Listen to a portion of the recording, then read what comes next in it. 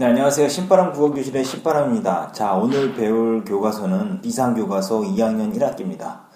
자, 5단원의 두 번째 소단은 글을 통한 의사소통에 대해서 배워보도록 하겠습니다. 글을 통해서 의사소통을 한다라는 설명문인데요. 우리가 오늘도 열심히 공부해 보시길 부탁드립니다. 우리 교재 168쪽이고요. 준비물 다 챙기시고 가문단부터 바로 시작하도록 하겠습니다. 집중해서 함께 해주시길 바랍니다. 자, 읽기란 무엇인가 하는 질문에 한마디로 대답하기는 쉽지 않다. 그동안 이것을 밝히기 위한 시도들이 이어져 왔으나 읽기 행위에 관여하는 다양한 요소가 워낙 복합적으로 얽혀있기 때문에 읽기의 본질에 대해 단정적으로 말하기에는 어려움이 따른다. 자, 그러니까 읽기는 무엇인가라고 정의하기가 굉장히 어렵다는 거죠. 그러나 읽기란 결국 글을 사이에 두고 작가와 독자가 만나는 행위이므로, 자 보세요. 글을 사이에 두고 작가와 독자가 만나는 행위, 뭐가요? 읽기란 이것이다. 정의해주고 있죠? 이 세 요소가 뭐겠어요? 그리고 글과 작가와 독자 이렇게 되겠죠? 이 세 요소가 뭔지를 잘 파악을 해야 됩니다. 세 요소가 글과 작가와 독자다.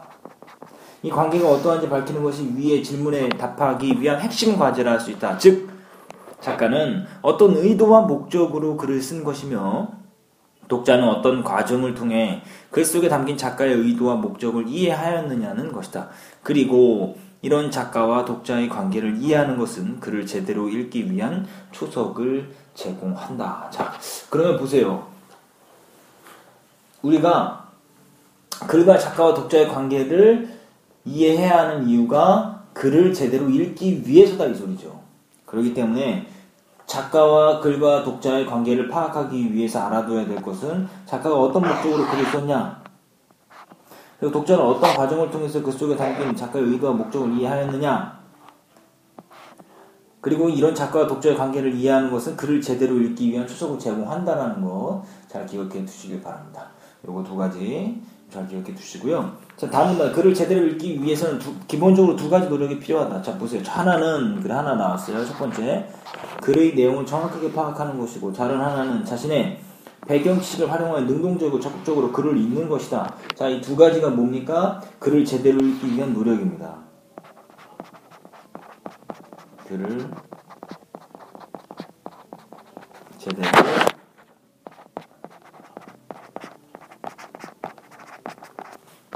읽기 위한 노력 1번, 요거는 뭐가 되겠죠? 2번이 되겠죠. 자, 먼저 글의 내용을 정확하게 파악한다는 것은 글에 담긴 정보나 작가의 생각을 있는 그대로 이해하는 것을 의미한다. 글의 내용을 정확하게 파악한다는 것, 노력 1번이죠? 글의 내용을 정확하게 파악한다는 것은 뭐냐? 글에 담긴 정보나 작가의 생각을 있는 그대로 이해하는 것을 의미한다. 요것의 의미는 요것이다. 그죠? 여기에서 읽기란 나오죠? 작가가 글을 통해 전달하고자 하는 것을 정확히 받아들이는 행위이다. 읽기의 의미 1번입니다. 읽기의 첫 번째 의미. 읽기의 의미 1번. 뭐다? 글의 내용을 정확하게 파악하는 것이다. 독자마다 처한 상황이나 배경지식이 다를 수 있지만 주어진 글을 읽고 난 결과는 크게 다르지 않다. 왜요? 글에 담긴 정보나 작가의 생각이 같기 때문에 그렇다는 거죠. 이처럼 글의 내용을 정확히 이해하기 위해서는 글 속에 담긴 중심 내용과 세부 내용을 구분하여 그 내용을 파악하고 또 그것들을 어떤 짜임으로 조직되어 있는지를 살펴보아야 한다. 자, 보세요. 글을 정확히 이해하기 위해서 첫 번째, 글 속에 담긴 중심 내용과 세부 내용을 구분해라. 그리고 그 내용을 파악해서 그것들이 어떤 짜임으로 조직되어 있는지 살펴보아야 한다. 이 두 가지가 뭐가 되는 거죠? 글을 정확하게 파악하는 방법 1번과 2번입니다.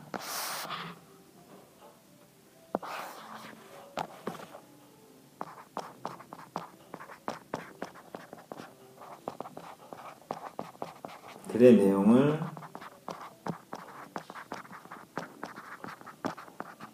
정확하게 잘못 썼네요.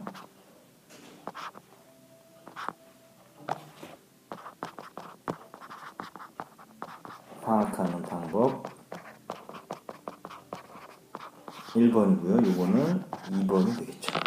그래, 내용을 정확하게 파악하기 위해서 첫 번째, 중심 내용과 세부 내용을 구분하고, 두 번째, 그것들이 어떠한 짜임으로 조직되어 있는지를 살펴보아야 한다는 것입니다.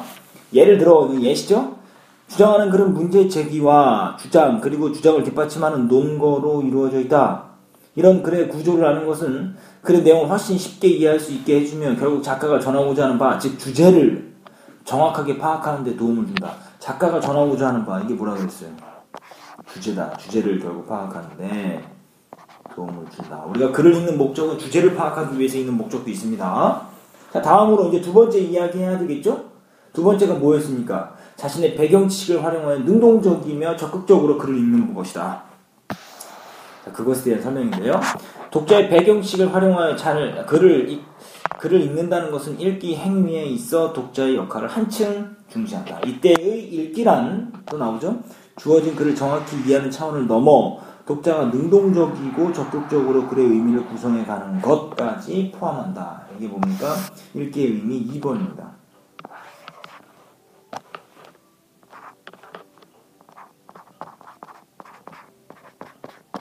의미 2번이 되겠습니다.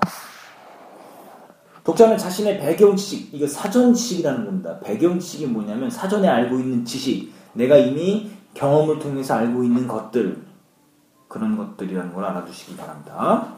독자는 자신의 배경 지식을 활용하여 작가가 전달하고자 한 표면적, 겉으로 드러나 있는 의미는 물론 작가가 글 속에 숨겨놓은 숨은 의미까지 추리하고 상상하며 읽는다. 배경 지식은 글의 내용과 파악에 직접적인 도움을 주기도 하는데, 예를 들어 한글을 잘 읽고 쓸 수 있는 사람이라 해도 과학 지식이 전혀 없는 사람은 전문 과학 서적의 내용을 이해하기가 어렵다. 그렇죠? 배경 지식이 없기 때문입니다. 자, 배경 지식을 갖고 글을 읽을 때 독자가 파악해야 되는 것은 뭐냐면 표면적인 의미 말고도 뭡니까? 작가가 글 속에 숨겨놓은 숨은 의미까지 파악할 수 있게 해준다는 거죠. 배경 지식이니까 굉장히 중요하죠. 자, 그래서 배경 지식은 어떻게 만들 수 있느냐? 여러 가지 경험이나 글귀들을 통해서 알 수가 있는 거죠. 따라서 평소에 여러 분야의 호기심을 가지고 자신의 배경 지식을 확장시켜 놓는 것은 읽기 능력의 향상에 큰 도움이 된다. 즉, 배경 지식은 독자가 글을 읽을 때 내용의 이해 과정에 영향을 끼치기도 하고, 글을 읽고 수용, 비판, 감상하는 과정에서 그 의미를 확대하거나 심화시키기도 한다. 그러니까 보세요. 배경 지식이 뭐예요? 미치는 영향이에요. 배경 지식의 영향.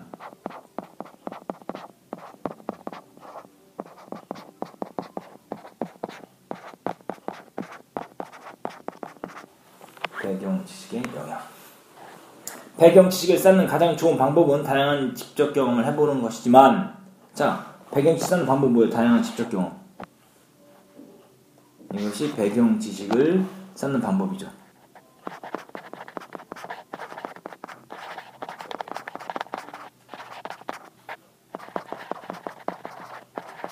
쌓는 방법 1번. 근데 뭐 이렇게 다 직접 경험을 할 수는 없죠? 그래서 시간적, 공간적 제약으로 인해 어려울 때는 책을 읽거나 영화, 비디오, 인터넷, 라디오와 같은 각종 매체를 통해 정보를 얻는 것도 아주 좋은 방법이다. 배경 지식을 쌓는 방법 2번이 되겠습니다. 자, 글을 제대로 읽기 위해 필요한 두 가지고 잘 기억해둬야 됩니다. 첫 번째가 뭐라 그랬어요? 두 가지 노력이라고 그랬는데요. 첫 번째가, 자, 읽기의 의미, 글을 사이에 두고 작가와 독자가 만나는 행위, 작가와 독자의 의사소통이다. 글을 제대로 읽기 위한 두 가지 노력, 글의 의미를, 글의 내용을 정확하게 파악하고 배경 지식을 활용해서 적극적이고 능동적으로 글을 읽어야 한다라는 거. 글의 내용을 정확하게 파악하기 위해서 뭐 해야 되나? 중심 내용과 세부 내용을 구분하고 어떤 짜임으로 조직되어 있는지도 살펴보아야 하는 것이다. 기억해 주셔야 됩니다. 자, 다음 보시죠. 가문단 갑니다. 두 번째 내용이에요. 독자가 글을 읽는 과정에서 작가와 독자 사이에 이루어지는 대화라고 할 수 있다. 독자가 글을 읽는 것은 작가와 독자 사이에 이루어지는 대화. 아까 의사소통이다. 그거와 똑같은 말이죠. 원래 대화란 마주 대하여 이야기를 주고받는 것이지만 원래 대화의 의미가 이러는 거지만 읽기에서의 대화는 글을 사이에 둔 작가와 독자의 간접적인 대화다. 이 독서라는 행위에서는 글을 사이에 두고 작가와 독자의 간접적인 대화다. 이것이 읽기에서 말하는 대화의 의미입니다. 즉 한편의 글을 읽는다는 것은 결국 똑같은 소리죠. 자신과 다른 사람이 서로 생각을 주고받는 의사소통 과정이다. 아까 이야기했죠? 의사소통 과정이다. 이거 중요합니다. 자신과 다른 사람이 서로 생각을 주고받는 의사소통 과정이다. 이것이 바로 글을 통한 의사소통의 의미. 글을 통한 의사소통의 의미다. 작가는 예상 독자를 고려하여 자신의 체험이나 사상, 감정 등을 글로 표현한다. 이게 작가가 하는 일이죠.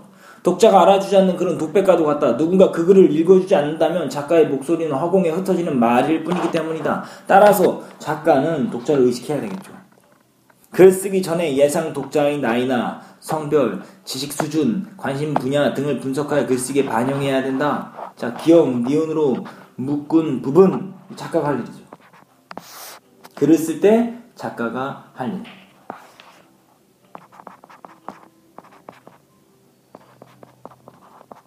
작가가 고려할 일, 뭐 이렇게 되겠죠. 또한 독자는 이제 독자가 할 일이겠죠. 독자는 글 속에 담긴 작가의 생각을 정확히 이해하고 그를 통해 작가가 전달하고자 하는 의도와 목적, 그러니까 주제를 찾아야 된다 이 소리죠. 그것을 파악해야 한다. 그리고 그 이해를 바탕으로 자신만의 새로운 의미를 구성한다. 이것은 뭐가 할 일? 독자가 할 일이죠. 글을 통해서 의사소통하려고 할 때 독자가 할 일과 작가가 할 일이 있습니다. 작가와의 대화는 글에 나타난 표면적인 의미를 아는 것만으로 완성되지 않는다. 그렇죠. 숨겨진 의미, 숨은 의미를 찾아내야 된다라고 앞에서도 이야기했었습니다. 자신의 경험과 배경 지식을 최대한 활용하여 작가의 생각을 비판하거나 새로운 의미를 창조해내는 것은 보다 적극적인 의사소통의 한 모습이라 할 수 있다. 자, 요거 부분. 이것은 적극적인 의사소통이다. 자신의 경험과 배경 지식을 활용해서 글을 읽는 것은 바로 적극적인 의사소통이다라고 이야기하는 겁니다. 이것은 사람 간의 대화에서 말하는 사람은 듣는 사람의 상황을 고려하여 말하고 듣는 사람은 상대방의 말을 자신의 생각과 비교하여 수용 여부를 결정하거나 자신의 새로운 생각을 덧붙여 대답하는 것과 비슷하다. 그러니까 그냥 듣는 사람은 그것을 제대로 된 대화라고 이야기할 수 없겠죠. 그것을 진지하게 듣고 이것을 받아들일 것인가 말 것인가를 결정하고 또 자신의 생각까지 덧붙이는 것이 그것이 적극적인 듣기다. 적극적인 의사소통이다. 마찬가지로 글 속에서도 적극적인 의사소통은 자신의 경험과 배경 지식을 활용하면서 글을 적극적이며 능동적으로 읽는 것이다 라고 이야기할 수가 있습니다. 자, 다음 페이지 170쪽으로 넘어가도록 하겠습니다. 생각하면 좀 읽어야 됩니다. 우리가 글을 읽을 때는. 자, 다음 그림을 보면 작가와 독자 그리고 글의 관계를 더 잘 이해할 수 있다라고 하면서 지금 작가와 그리고 글, 독자가 있는데요. 작가는 표현하는데 뭐를 해야 된다? 독자를 고려하면서. 독자는 이해할 때 작가의 숨겨진 의미를 찾아서 재구성하는 거죠. 글을 사이에 두고 뭐라는 거죠? 작가와 독자가 글을 사이에 두고 의사소통을 하고 있다는 거예요. 직접 만나진 않았지만 자 보세요. 글을 사이에 둔 작가와 독자의 의사소통은 시대와 공간을 초월하여 이루어진다. 글쓴이의 개인적인 가치는 물론 글 속에는 뭐가 담겨있다? 글쓴이의 개인적인 가치. 글 속에서 그 글쓴이가 중요하게 여기는 가치가 있고 또 그 시대의 가치와 인식, 문화와 관습 등이 반영되어 있다. 그러니까 글에 반영되어 있는 내용이 두 가지예요.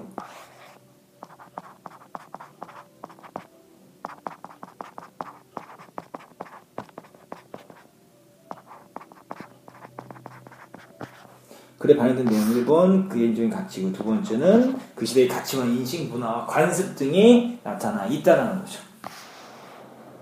따라서 당대의 독자는 작가와 동시대를 살면서 같은 의미와 가치를 공유한다. 또한 문자 언어로 이루어진 글은 시대를 뛰어넘어 다양한 장소의 독자들에게도 가치를 전달해 주는데 오늘날의 독자들은 수백 년 전의 글을 통해 전통의 의미를 깨닫기도 하고 간접 경험의 확대를 바탕으로 세계에 대한 인식의 폭과 깊이를 확대 심화할 수 있다.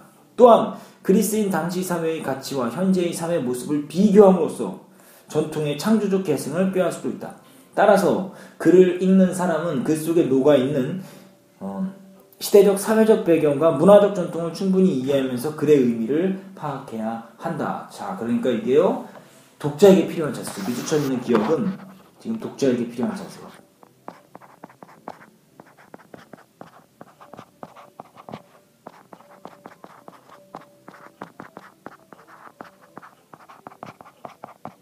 뭐를 파악해라? 글 속에 녹아있는 시대적 사회적 배경과 문화적 전통을 충분히 이해하면서 글의 의미를 파악해야 된다는 겁니다.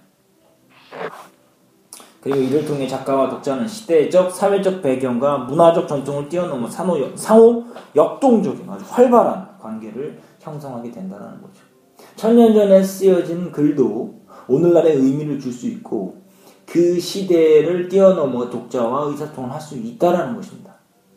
자, 차문단 가볼까요? 글을 통한 의사소통이 이루어진 과정을 다음 글을 읽으며 경험해보자. 신라 진평왕 어느 거울에 설시성을 가진 여자가 아버지를 모시고 살았다. 아버지는 늙고 병든 몸이었는데도 군인으로 차출되어 변방으로 나가게 되었다. 설시녀는 크게 걱정을 하지 않을 수 없었다. 이때 가실이라는 청년이 아버지 대신 병역에 나갈 것을 자청한다. 이에 감동한 아버지는 설시녀를 가실과 결혼시킬 것을 약속하게 된다. 둘은 혼약의 쉼표로 거울을 절반으로 나눠 각각 한쪽씩 지닌다. 병역을 나간 가실이 정해진 3년이 지나 6년이 되도록 돌아오지 않자 아버지는 설시녀에게 부유하고 세력있는 집안의 남자와 혼인할 것을 권유한다. 그러나 설시녀는 전쟁터에 나가 죽었을지도 모를 가실과의 약속을 지키기 위해 이를 거부한다. 왜요? 설시녀가 다른 남자와 혼인을 거부한 이유가 가실과의 약속을 지키기 위해 그런 거죠. 그러자 아버지는 몰래 혼인 날짜를 잡아놓고 설시녀를 강제로 결혼시키려고 한다. 이에 설시녀는 도망가려 하나 성공하지 못하고 하는 수 없이 그 남자와 혼례를 치르지 않으면 안 되는 처지에 빠진다. 그때 전쟁터에 나간 가실이 돌아온다. 초라하고 남루한 의복을 걸친 그를 아무도 알아보지 못했으나 쉼표로 나누어 가진 거울로 가실임을 확인할 수 있게 된다. 그 후 설시녀와 가실은 혼인을 하여 오래도록 행복하게 살았다라는 내용이 설시녀 설화죠. 여기 삼국사기에 실려 있습니다. 이 이야기는 고려시대 인종 23년 김부식이 신라 고구려 백제 삼국의 정치적인 흥망과 변천을 중심으로 편찬한 삼국사기에 나오는 이야기 중 하나다. 다음 페이지 가죠. 현대를 사는 독자는 이 이야기의 내용이 쉽게 와닿지 않을 것이다. 왜요? 왜 이야기가 쉽게 와닿지 않냐면 당시의 사회적 문화적 배경을 잘 모르기 때문에 그래요. 당시 사회 문화적 배경을 잘 모르기 때문에.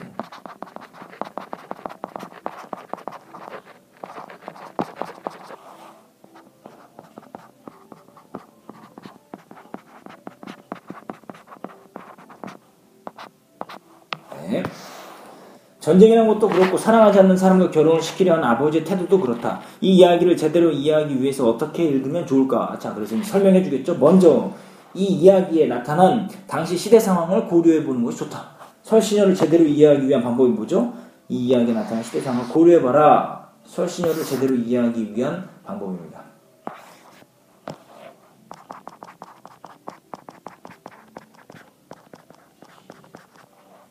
제대로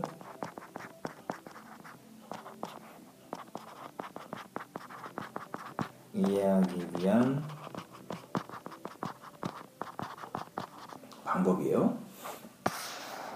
이 이야기에서 우리는 당시 백성은 늙고 병들어도 국방의 의무를 띠고 군대에 가야만 했고 한번 군대에 가면 정해진 기간을 넘겨 근무하는 경우가 많았으며 전쟁으로 희생되는 경우도 흔했다는 것을 짐작해 볼 수 있다. 당시의 시대적 상황 첫 번째 뭐죠?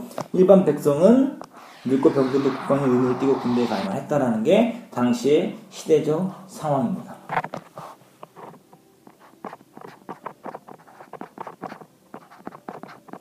사회적 그리고 시대적 상황 1번.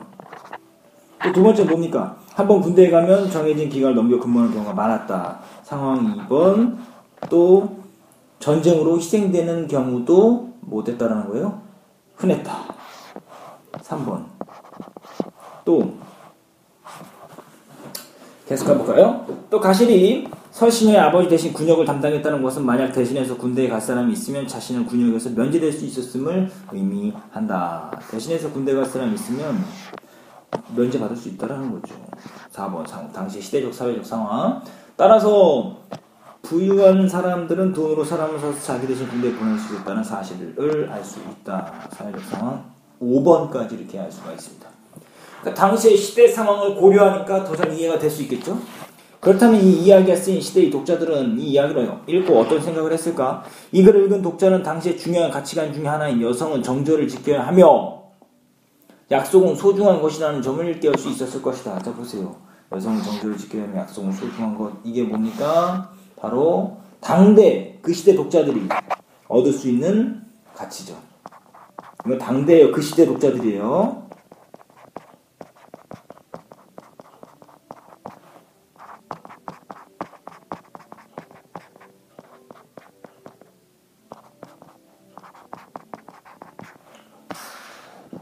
하지만 현대의 독자는 당시 독자와는 조금 다른 가치를 얻을 수 있을 것이다. 책임감 있는 기업, 모습을 보여주지 않은 일부 지배층과의 약속을 소홀히 여기는 사람들에 대한 비판의식이 담긴 글로 읽을 수 있고 사랑을 지키려는 두 남녀의 숭고함을 느낄 수 있는 글로 니은 인식하게 될 것이다. 이게 뭡니까? 현대 독자들이 얻을 수 있는 가치죠.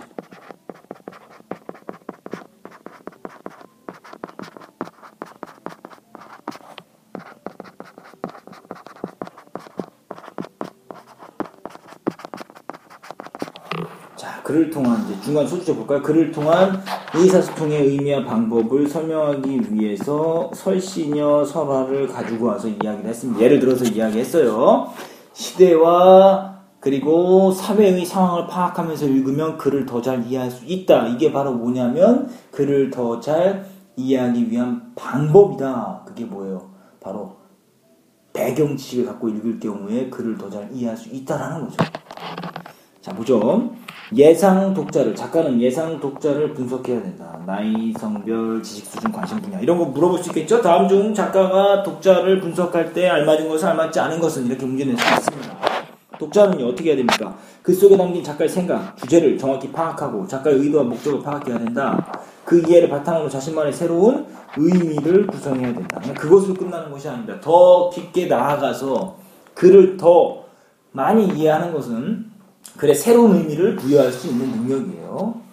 단 글의 내용을 바탕으로 해서 얻은 것으로 의미를 새롭게 창출해내는 것이죠. 만들어내는 것이다. 파문단 이제 끝부분입니다. 설명문에서 끝부분은 어떤 역할을 합니까? 의미를 강조하고 앞에서 요약했던 것을 정리해주고 앞에서 이야기했던 것을 요약 정리해주고 강조하며 당부를 할 수가 있을 것입니다. 한번 그런 게 나오나 보도록 하죠. 글은 작가의 일방적인 의사 전달이 아니다. 글을 읽는다는 것은 작가와 독자 간에 이루어지는 소통이며 나아가 사회와 사회, 시대와 시대 전체의 의사소통이기도 하다. 읽는 행위가 사회 전체의 의사소통으로 확장되면 일정한 문화를 형성하게 되고 또한 시대와 시대 사이의 의사소통이 이루어지면서 한 민족의 전통을 계승 발전시키는 역할을 하게 된다. 그러니까 글을 통해서 의사소통을 하게 되면 뭐 어떻게 된다는 거예요? 다시요. 의사소통을 하게 되면 일정한 문화를 형성하게 된다. 그리고 또 한 민족의 전통을 계승 발전시키는 역할을 하게 된다. 이 두 가지가 뭡니까? 글을 통한 의사소통이 미치는 영향이에요.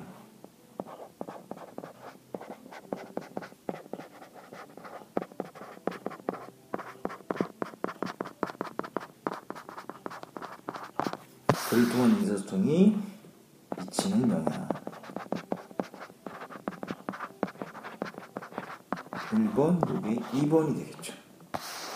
자, 글을 통해서 좋은 영향을 미치는데 일정한 문화를 형성하게 되고 한 민족의 전통을 계승 발전시키는 역할을 하게 됩니다. 그래서 따라서 글을 읽을 때에는 단지 글에 담긴 내용을 이해하는 것으로, 물론 이것도 중요합니다. 글에 담긴 내용을 이해하는 것으로 그칠 것이 아니라 여기다 더하기 뭘 해야 된다? 글을 통해 작가와 만난다는 것도 나아가 사회와 시대까지 그 만남을 확장시킨다. 요걸 더해야 되는 거예요.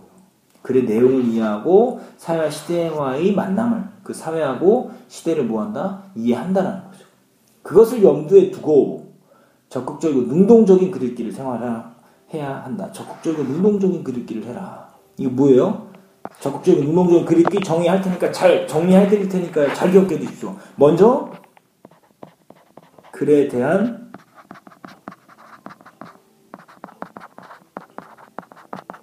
정확한 이해다. 적극적이고 능동적인 글 읽기의 첫 번째는 글에 대한 정확한 이해, 거기에 더하기 뭐가 돼야 되는 거냐? 배경 지식을 활용해라.